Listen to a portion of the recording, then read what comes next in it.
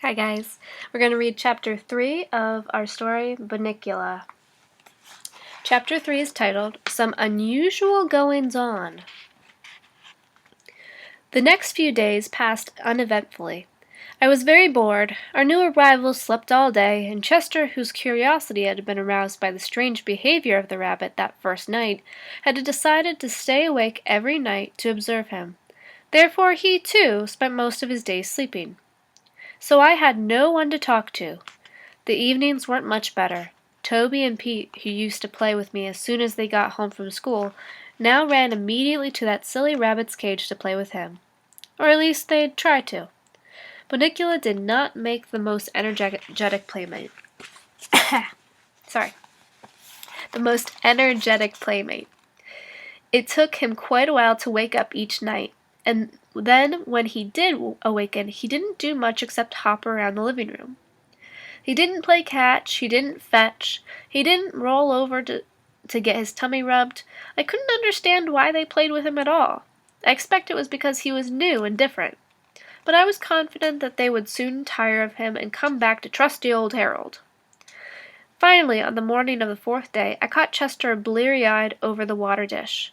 He grumbled at me in his most unpleasant manner. "You know, Chester, you were never exactly charming in the morning, but lately you've been downright grumpy." Chester growled in response. "What are you doing this for anyway? What are you looking for? He's just a cute little bunny." "Cute little bunny?" Chester was amazed at my character analysis. "That's what you think. He's a danger to this household and everyone in it." "Oh, Chester," I said with an indulgent smile, "I think your reading has gone to your head."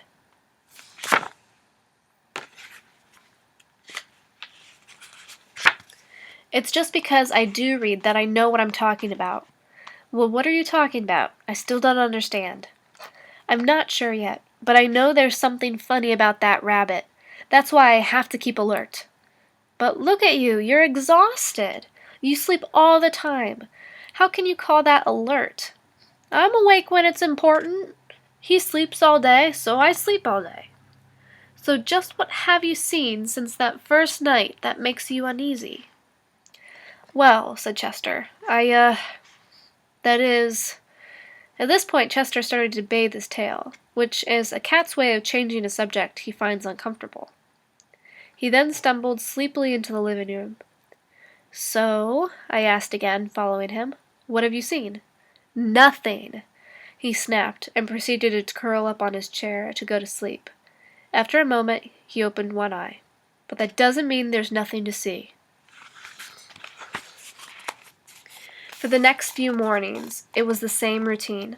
I'd be ready for a good romp around the living room, and Chester would go to sleep. Pete and Toby were at school, Mr. Monroe was at the university. He never did too much romping around anyway.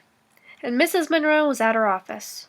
No one to play with poor, neglected Harold. At first I thought I could strike up a friendship with Bunnicula, and maybe teach him a few tricks. But I could never wake him up. He was always waking up just about sunset, when I wanted to take a snooze.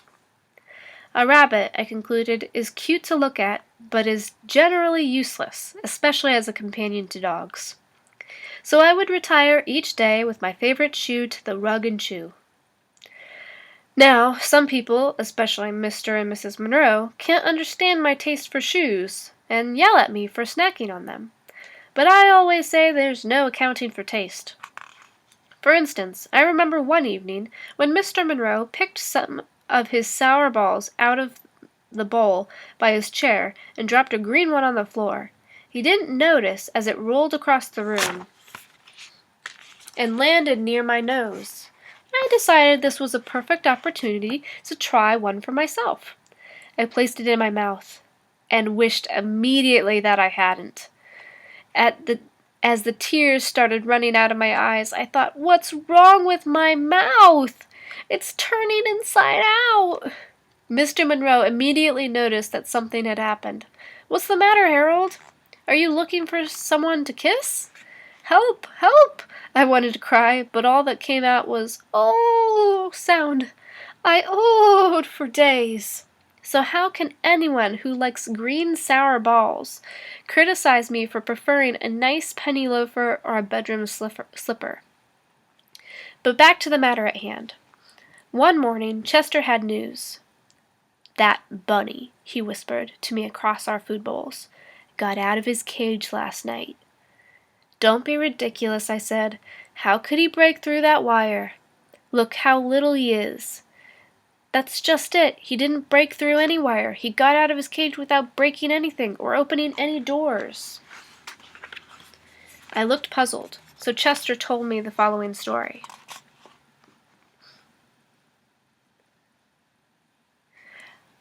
"Now, Harold," he said, "I don't want you thinking I'm not a good watch cat, but after a few hours last night I grew curious about the time. I went into the hallway and— you know that new clock they've got, the big one, that goes all the way to the ceiling? Well, see, it has this thing in the middle called a pendulum. At first I figured I would just leave it alone. It looked like that spool they tied on a string and hung from the doorknob for me to play with when I was a kitten. Every time I hit that silly spool with my paw, it would swing back and hit me in the nose. I hated that toy. So naturally, when I saw this one, I decided not to have anything to do with it. I checked the time. It was midnight. I was all set to go back to the living room when something stopped me. "Curiosity?" I ventured. "I suppose you could call it that. I prefer to think of it as a challenge of the unknown." I put one paw over my nose and reached out with the other one and gave it one good smack. I darn near broke my arm. It's still tender. See how swollen it is? He showed me his little paw. I couldn't see anything wrong, but I knew better than to argue with him. "Oh, yes," I said. "That looks terrible. You must be suffering awfully. You'd better go easy today." He limped dramatically, just far enough to display his new handicap, and continued. "I couldn't even get to the pendulum. Somebody had put glass in front of it, and I was pretty mad. I was all set to go back, but at the same time, I couldn't help watching the thing move back and forth, back and forth, back and forth. It was so easy to watch, and before I knew what happened, I was waking up." "You fell asleep?" I asked incredulously. "I couldn't help it. I didn't even know it had happened, but I looked up at the face of the clock, and it was 12:45. I'd been gone for 45 minutes. I ran back into the living room, looked at Bunnicula's cage, and it was empty. I couldn't imagine where he was. Then I noticed a light coming from under the kitchen door. I went into a crouch, stalking the light, when, click, I heard the refrigerator door close, and the light went out. "It must have been Mr. Monroe having his midnight snack," I suggested. "No, that's what I thought." I jumped on my chair, curled up real quick, and kept one eye open, pretending to be asleep. Slowly the door to the kitchen squeaked open. This little head popped out from around the corner and looked to either side to see if the coast was clear. Then, guess who came bouncing out all by himself, and with this grin of his plastered all over his face. "Well, I guess it wasn't Mr. Monroe," I said. "Not unless he wears bunny pajamas and gets very tiny at night." "Bunnicula, huh?" "You got it. Unfortunately, I hadn't positioned myself so that I could see him get back into his cage, and I didn't want to let him know that I had seen anything, so I had to stay put. I still don't know how he got out, or back in."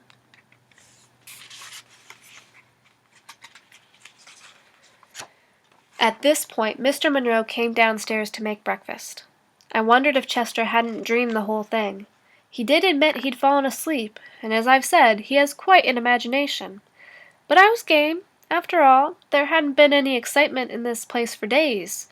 Chester and I took our positions under the kitchen table. We didn't have long to wait. "Holy cow!" Mr. Monroe yelped as he opened the refrigerator door. He took this funny-looking white thing out of the fridge and held it at arm's length. "Peter, come down here!" "What is it?" I whispered. Beats me, Chester answered. It looks like a white tomato. Very funny, I said, as Pete came into the kitchen. Peter, have you been playing with your chemical set in here? No, Dad, why? I thought this might be one of your experiments. Do you know what it is? Gee, Dad, it looks like a white tomato. Just then, Mrs. Monroe and Toby came into the door. What's all the fuss about? Mrs. Monroe asked. We were just trying to figure out what this is. Toby pulled it down so he could get a better look. Well, he said, it looks to me like a white tomato. Mr. Monroe took a big, long look. You know, he said to his wife, it really does look like a white tomato. There's one way to find out, said Mrs. Monroe, who always was the practical one. Let's cut it open and see what's inside. Everybody gathered around the table. I jumped up on a chair, and all the excitement no one noticed I had my paws on the table, which under normal circumstances was discouraged, to say the least. Chester wasn't so lucky. Chester, get off the table, Mrs. Monroe said. Chester jumped onto Toby's shoulders, where he stayed to view the proceedings.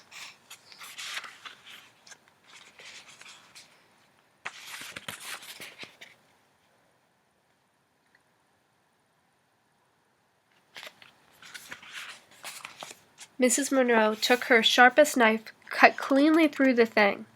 It fell into 2 halves. It's a tomato, all right, said Mrs. Monroe. Here are the seeds. But it's all white, Toby observed. And look, said Pete, it's dry. So it is, Mr. Monroe said, as he picked up one of the halves. There's no juice at all. Well, Anne, what do you think? It's gone bad, I guess, though I've never heard of a tomato turning white before. Come on, she said, clearing the table. Let's throw it out and have breakfast. And Harold, get your paws off the table. Rats! Chester jumped down from Toby's shoulders and motioned for me to follow him into the living room. This had better be important, I said. They're cooking bacon. A white tomato. Very significant, Chester murmured. So it's a white tomato, I said, edging my way back into the kitchen. What does that have to do with Bunnicula? I can tell you one thing, Chester said. I got a good look at the tomato. There were very suspicious marks on the skin. So, I believe they're teeth marks. So tonight I'm going to reread a book I read last year. How fascinating, I said, as the aroma of frying bacon wafted across my nostrils. And what book might that be? The Mark of the Vampire. What? I stopped dead in my tracks. Meet me tonight after the others have gone to sleep. You'd better take a nap today so you can stay awake. Chester closed his eyes. I shifted my look to Bunnicula, who seemed to be asleep in his cage. A tiny smile sat upon his lips. A happy dream? I wondered, or something else. My reverie was broken by the sound of crunching bacon. I was in the kitchen in a flash. And that's the end of Chapter 3. We'll take a look at Chapter 4 later. Thanks, guys.